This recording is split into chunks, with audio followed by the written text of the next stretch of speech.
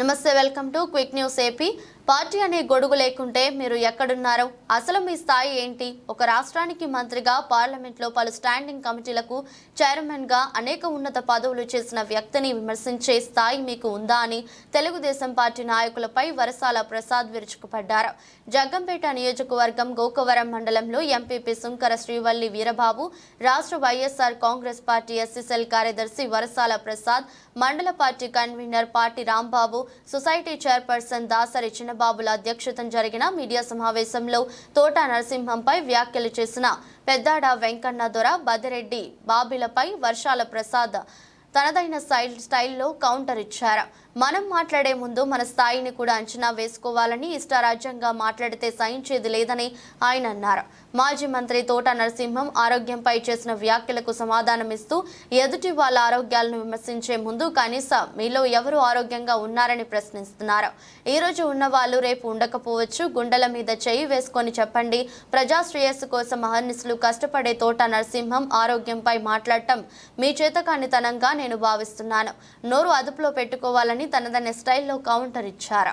పదవులు కూడా దక్కించుకున్నారు. వైఎస్ఆర్ కాంగ్రెస్ పార్టీలో మంచి మంచి ఉన్నతమైన పదవులు కూడా చేశారు. అలాంటిది ఆ పదవులు చేస్తూ ఆ పార్టీని విమర్శించడం అనేది కరెక్ట్ కాదు కదా అని ప్రజలు కూడా ఆలోచిస్తున్నారు. మీరు అత్యున్నతమైన పదవులు తీసుకున్నారు వైఎస్ఆర్ కాంగ్రెస్ పార్టీలో, మళ్ళీ టీడీపీలోకి పోయారు. మీరు ఎందుకు వెళ్ళారు టీడీపీ? కానీ మేము అడగలేదు కదా.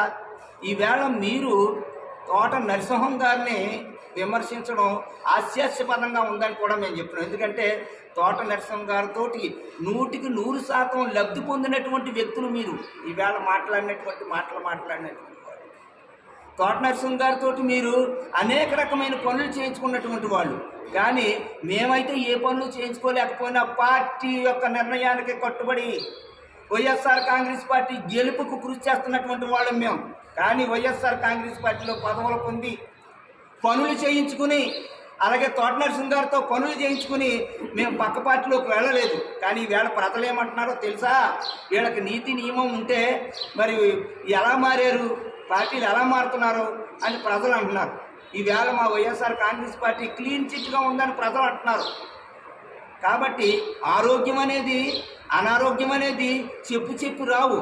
ఆరోగ్యవంతుడు కూడా శకరంలో పోయే పరిస్థితి ఉంటుంది. కాబట్టి అనారోగ్యంగా ఉన్న వారికి ఓట్లు వేయకూడదు అంటే ఆరోగ్యంగా ఉన్నాడు రేపు ఏమన్నా ఉంటాడని గ్యారంటీ ఉందా? అది లేదే. కానీ నరసింహం గారు సంపూర్ణమైనటువంటి ఆరోగ్యంతో ఉన్నాడు. ఆయన అనర్గళంగా 2 గంటల సేపు మాట్లాడుతున్నాడు. 2 గంటల సేపు నిలబడగడుతున్నారు. అంతేకాదు ఆయన సతీమణి, ఆయన కుమారుడు, ఆయన కోడలు, ఆయన కూతురు ఈవేళ ఇంటింటికి తిరిగి ఓట్లు అడిగి విధానం చూస్తే నరసింహ గారిని మరొక్కసారి నెగ్గించుకోవాలా, జగన్ గారిని నెగ్గించుకోవాలనేటటువంటి ఆప్యాయతతో వాళ్ళు ఓట్లు అడుగుతున్నారు. మీకులాగా విమర్శించట్లా. కాబట్టి మంచిగా మాట్లాడడం నేర్చుకోండి. 13వ తారీఖుని మీ సత్తా ఏంటో చూపిస్తానన్నారు కదా, మేము చూపించాం. 13వ తారీఖుని ప్రజలు చూపిస్తారు. జగన్మోహన్ రెడ్డి గారి సత్తా ఏంటో, తోట నరసింహ గారి సత్తా ఏంటో ప్రజలు చూపిస్తారు.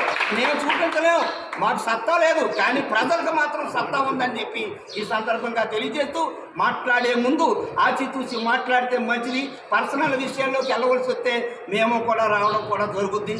దయచేసి ఉన్న ఊళ్ళో ముఖాలు చూసుకోవాలి. ఊరికి పర్సనల్ విషయాల్లోకి వెళ్ళడం అనేది మంచిది కాదు. తర్వాత మీరు ఎవరినైతే విమర్శిస్తారో వాళ్ళు పంచం చేరిపోతారు. మీరు ఎవరినైతే విమర్శిస్తారో వాళ్ళు పంచం చేరిపోతారు. కాబట్టి మీరు విమర్శించకండి. ఆయన విమర్శించే పద్ధతి కరెక్ట్ కాదు అని సందర్భంగా తెలియజేస్తున్నాం.